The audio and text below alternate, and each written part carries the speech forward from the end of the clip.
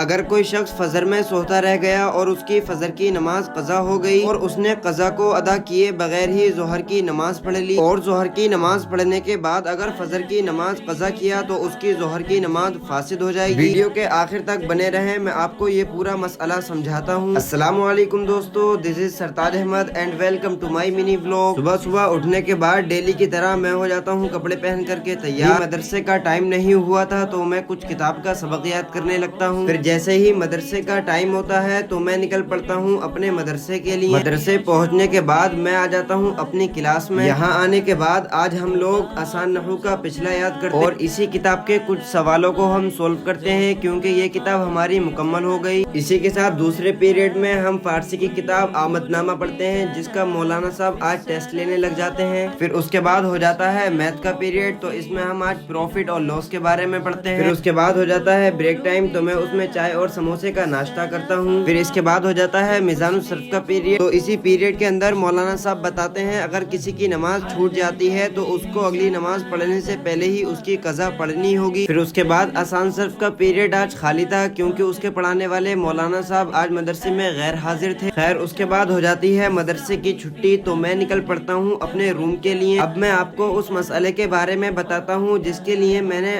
آپ لوگوں کو اب تک روک رکھا ہے۔ جیسے اگر کسی کی فجر کی نماز چھوٹ گئی اور اس نے اٹھ کر کے ڈائریکٹ ظہر کی نماز پڑھ لی، اور اگر ظہر کی نماز کے بعد فجر کی نماز کو قضا کیا تو اس کی ظہر کی نماز فاسد ہو جائے گی۔ یہ مسئلہ سب کے لیے نہیں ہے بلکہ صاحب ترتیب کے لیے ہے۔ صاحب ترتیب اسے کہتے ہیں جس کی بالغ ہونے کے بعد سے آج تک کوئی نماز نہیں چھوٹی ہے، اور اگر چھوٹی بھی ہوگی تو اس نے قضا کر لیا ہے۔